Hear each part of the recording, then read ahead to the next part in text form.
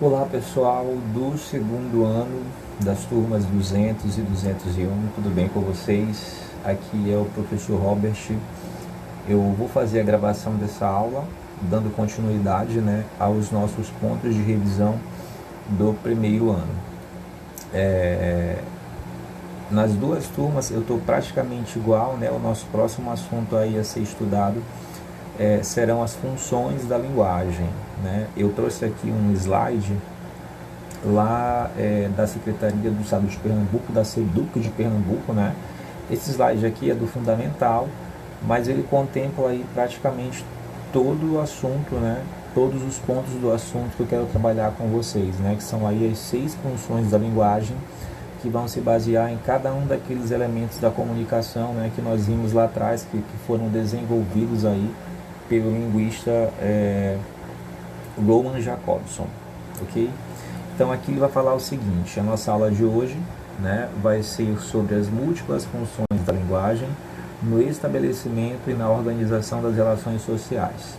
Para isso, a gente vai revisar o que é a comunicação e os seus elementos constitutivos, conhecer as funções e no final vai ter uma atividade. Essa atividade eu vou passar para vocês fazerem tanto no GSL, quem estiver no GSL, e quem ainda não está no GSL, que é no Google Sala de Aula, vocês vão poder fazer e me enviar no privado.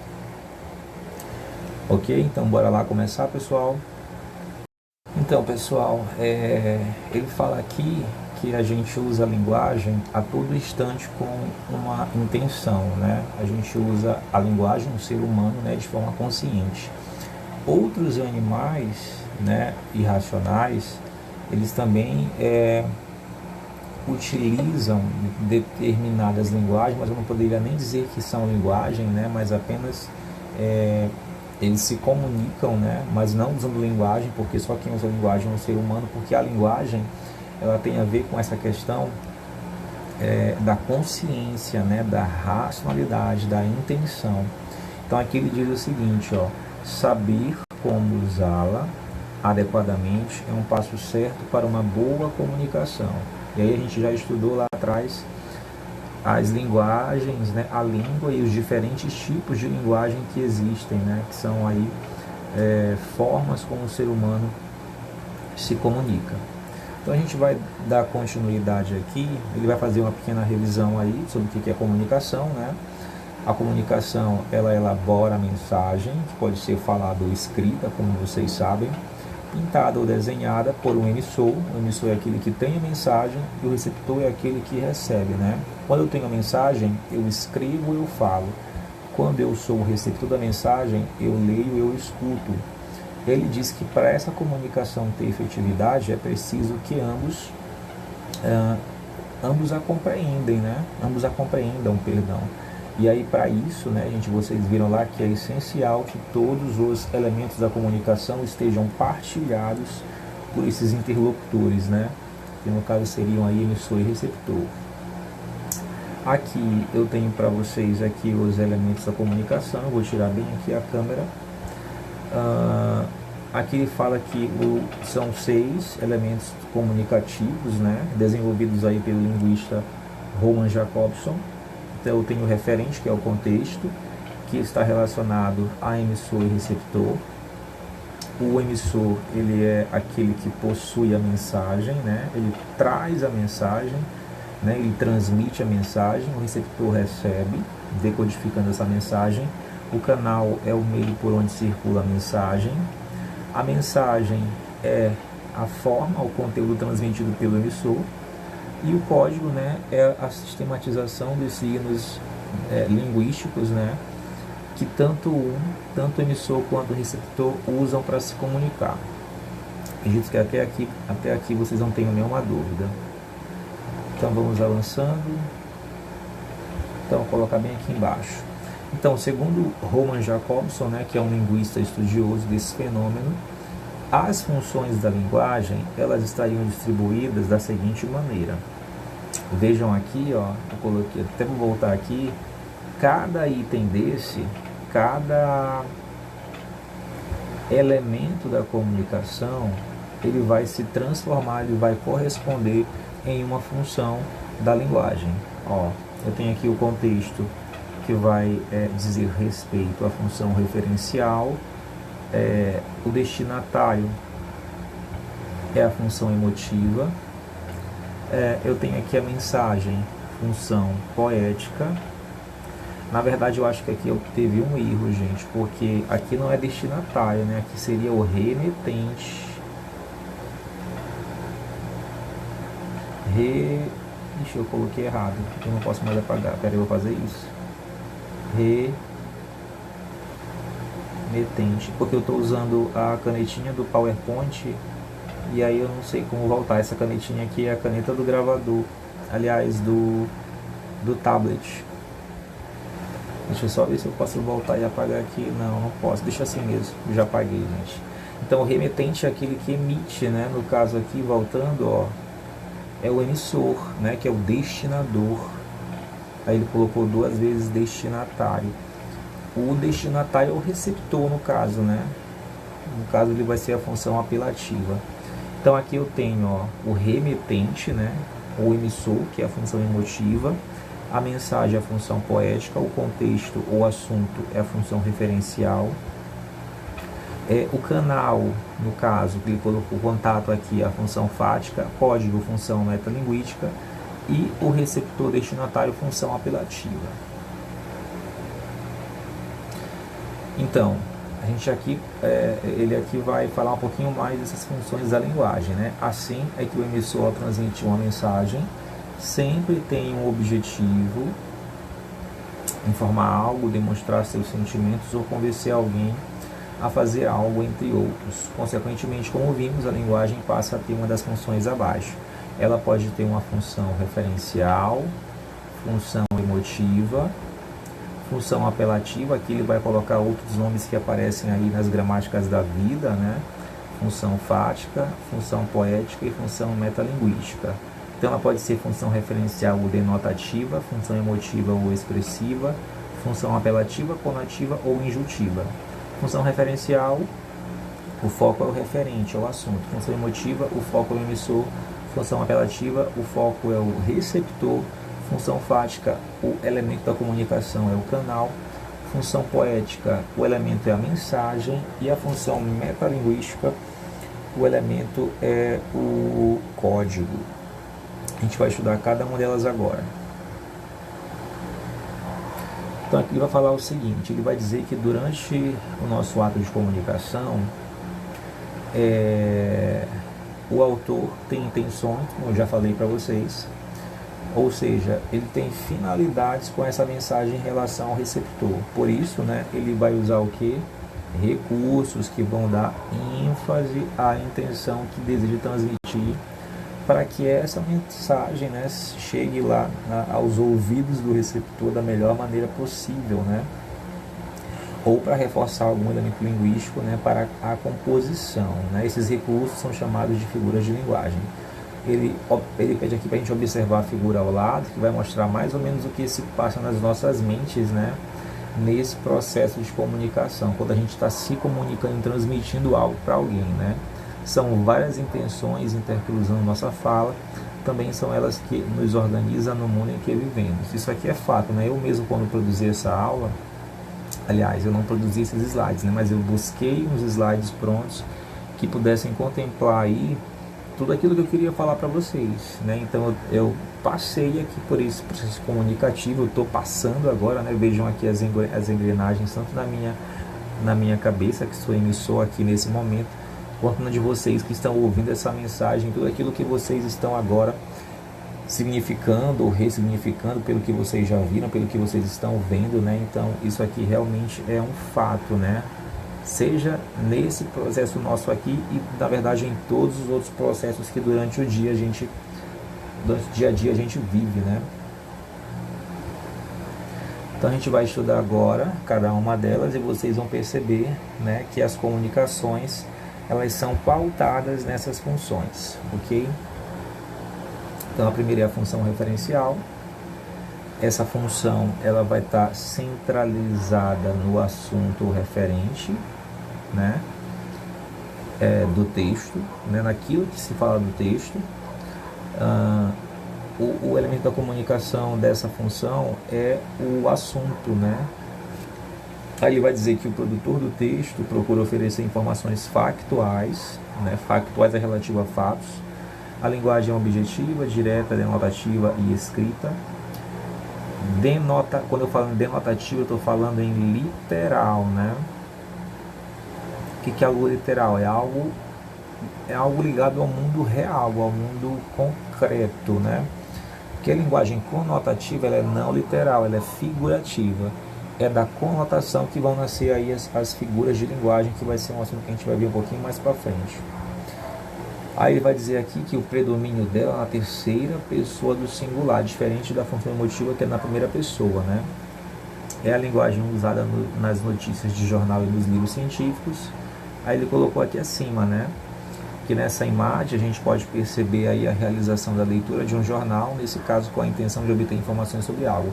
Essa linguagem jornalística, ela é muito referencial, né? Ali é o objetivo, é direto, é precisamente focado nos fatos e o predomínio dos verbos, né, e dos pronomes é na terceira pessoa. A função emotiva, que ele colocou até lá destinatário, mas estava errado, né? O foco aqui é no emissor. Essa função aqui, ela já é bem diferente da referencial, porque o predomínio de verbos e pronomes vai ser na primeira pessoa do singular, porque são as impressões do emissor, né, do eu, vai revelar uma opinião, né, um argumento, a emoção desse emissor. Aí vai dizer aqui que é a linguagem das biografias, das poesias líricas, que a gente vai estudar também um pouquinho mais para frente, quando a gente começar a ver literatura, cartas de amor, diários e resenhas críticas. Ele vai dizer aqui que nessa imagem a gente pode perceber na fala desse jovem a intenção de dar opinião sobre ele mesmo, né? Isso é a função emotiva, foco no emissor, foco no eu. Uau, eu venci, eu sou demais, consegui a aprovação, ninguém me segura. Isso aqui são vocês lá no vestibular, né, gente? Quando chegar a época de vocês aí, se Deus quiser, no ano que vem, sem pandemia, né, gente? E vocês terminando o ensino médio, porque vocês começaram o ensino médio, né, estão no segundo ano agora, vocês começaram o ensino médio com pandemia, então vocês estão perdendo aí muita coisa do ensino médio, porque essa educação assim pode até ser o futuro, mas eu acho que ainda tem muita coisa para a gente caminhar e até chegar num local em que todo mundo, né, tenha a mesma visão dessa educação à distância, porque ela ainda é muito excludente, né, porque nem todos os alunos estão tendo acesso a isso aqui. Então eu ainda prefiro a escola, eu acho que vocês também preferem lá aquele local físico. Mas vamos continuar, a gente não volta. Aqui eu vou ter a função apelativa. A função apelativa, o foco dela vai ser o emissor, aliás, o receptor. Gente, eu acho que eu falei uma coisa para vocês aqui. Não, tá certo, não tá certo, é isso mesmo. A função referencial, o foco é no assunto ou referente, tá certo. Aqui a função emotiva, o foco no emissor. E apelativa, o foco vai ser no receptor, nesse elemento comunicativo. Então, ele já falou aqui, né? A centralidade vai ser no receptor. O produtor do texto procura influenciar o comportamento do interlocutor. Dessa forma, é comum o uso do pronome você, né? Já que o foco é na pessoa com a qual eu quero transmitir a mensagem, além de vocativos e imperativo, né? Então, tipo, beba Coca-Cola, né? Tipo, nessas propagandas de universidade, né? Faça C1, faça SEST, né? Quem usa e abusa desse tipo de função são propagandas, né? É a publicidade. Ó, nesse exemplo aqui ele colocou assim, ó, tá com raiva do namorado, morde aqui. Ele colocou aqui o batom não, o batom também é chocolate, mas ele colocou aqui o bombom, né, da garoto, né, que é o Santa de amor. Aí então ele falou aqui o seguinte: na imagem podemos perceber a intenção de influenciar o consumidor a adquirir esse bombom, esse produto, né, devido ao apelo por meio do verbo imperativo, morde aqui, né? Então a maior parte dos anúncios publicitários vai usar essa função apelativa, porque a publicidade ela foca o quê? ela foca principalmente em publicidade de produtos, né? É fazer aí com que o receptor, né, com que o consumidor, na verdade, ali, ele adquira aquele produto. Então eles vão usar muito aqui essa função apelativa, eles vão apelar mesmo, né, nesse sentido. A função fática é a função que vai testar o canal. Vocês vão perceber muito ela, sabe onde? Nos diálogos, né? Esse canal é para saber se aquilo que eu estou falando está sendo compreendido e aquilo que vem de lá eu também consigo compreender. Então, o centro é no canal, o objetivo é estabelecer e encerrar contato, além de prolongá-lo ou não, testar a eficiência desse canal, inclusive durante a interlocução, que é a conversa. Aí ele vai dizer que os exemplos vão estar nos diálogos, conversas telefônicas, saudações similares. Aí ele vai colocar aqui uma conversa aí que o Calvin está tendo, né? Ele vai dizer o seguinte: oi, eu Calvin, como vai? Ele falando com ele mesmo, né? Como vai? Belo dia lá fora, não é? Ouça, eu suponho que você deve estar pensando por que eu liguei. O Calvin tem 7 anos de idade, né? Quem criou o Calvin, eu acho que foi o Bill Watterson, não tem aqui a referência do autor, mas ele é um menino super inteligente, gente. Aí ele vai dizer aqui o seguinte, né? Podemos observar que Calvin, ao falar oi, confirma o contato e o prolonga nas falas dos 2 últimos quadrinhos. Embora aqui tenha um pouco de humor, né? Porque ele está falando com ele mesmo. Ele conseguiu testar o canal, né? Porque ele está sendo emissor e receptor ao mesmo tempo. Então, quando a gente falar o telefone, ou mesmo ali mandando mensagem pelo WhatsApp, né? Aquele meio ali aquilo ali é a função fática, né? Aquele diálogo, certo? Vamos continuar então, vamos para a nossa quinta função, que é a função poética, que o foco vai ser a mensagem. Ela vai se centrar na construção da mensagem, vai utilizar recursos imaginativos, linguagem conotativa, figuras de linguagem, e vai valorizar aí palavras e suas combinações. É a linguagem apresentada em obras literárias, letras de música ou mesmo em algumas propagandas. Ele vai dizer aqui, nesse exemplo do Doril, né, tomou o Doril, a dor sumiu, que essa linguagem ela é usada de modo especial, criativo, poético. Esse tipo de função vocês vão perceber muito nas poesias, né? Principalmente nas poesias concretas, né? Quando o poeta ali constrói, elabora a mensagem. Então, em si não é o comprimido que se pretende colocar em evidência, né? Mas sim a marca. A gente tem até aqui uma função da linguagem também, né? Que é aí a metonímia, que é uma figura, gente, a gente tem uma figura de linguagem, que no caso aí é a metonímia, que usou aí o produto, aliás, a marca no lugar do produto, né? Aí ele fala que não é o comprimido que se pretende colocar em evidência, mas sim a sua marca.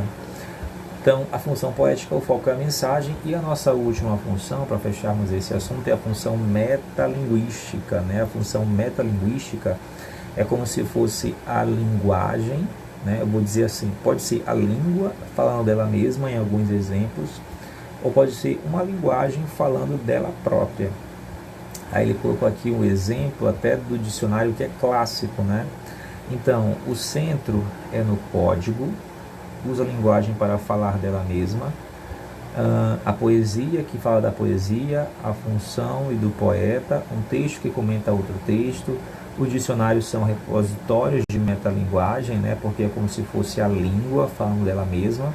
Tipo aqui, ó, ele vai conceituar o que é estética. Ele vai dizer aqui, parte da filosofia que trata das leis e princípios do belo, caráter estético, beleza, plástica, beleza física. Isso aqui está em um dicionário, e esse dicionário é da língua portuguesa. Então, é como se a língua portuguesa estivesse falando dela própria, né? De parte de sua estrutura, do seu léxico, né? Que o léxico é o conjunto de palavras que estruturam, né? De vocabulários que estruturam uma língua. Então, isso aqui é metalinguístico, né? Ele vai colocar aqui, ó. Pode-se observar na definição acima que se usa o código língua portuguesa para se falar do próprio código, ou seja, definir uma palavra na língua portuguesa. Gente, a gente vai encerrar agora aqui. Opa, nosso próximo slide vai ser, ele vai fazer um resumo, e aí a gente tem a questão das atividades, né? Ele vai dizer aqui o seguinte, para termos cuidado com uma coisa. Ele vai dizer que em um texto podem aparecer várias funções ao mesmo tempo, né? Só que é importante nas atividades que vocês vão saber, que vocês vão fazer, saber qual que é o predomínio, né? Qual é o tipo de função que predomina mais. Se é a função metalinguística, se é a função poética, se é a função referencial. Tem que ver, porque pode ser que no próprio texto apareça aí mais de uma função. Então aqui o resumo é esse, né? Contexto, função referencial. Vamos começar pelo emissor, né? Emissor, função emotiva, que traz a mensagem em função poética, que é ouvida ou lida pelo receptor, função conativa. Dentro de um contexto, função referencial, passa por um canal, função fática, e utiliza um código, função metalinguística. Ok, pessoal? Então aqui, deixa eu passar o slide. Então aqui eu vou disponibilizar para vocês esse PDF, e vocês aí vão fazer as atividades, viu? Ó, aqui tem umas atividades para vocês fazerem, eu vou responder com vocês aí na próxima aula. Eu devo gravar, então devo marcar um outro Meet. Talvez eu grave porque a gente tem mais assuntos para fazer, e eu acho mais rápido gravar, e aí eu posso fazer com vocês um outro Meet de um outro assunto. Então aqui eu quero que vocês façam aí, eu acho que são 6 atividades, gente. Eu vou disponibilizar isso aí no Google Class, e vou postar nos grupos do WhatsApp. Eu desejo a todos vocês um ótimo dia, e a gente se vê até a próxima, pessoal. Valeu!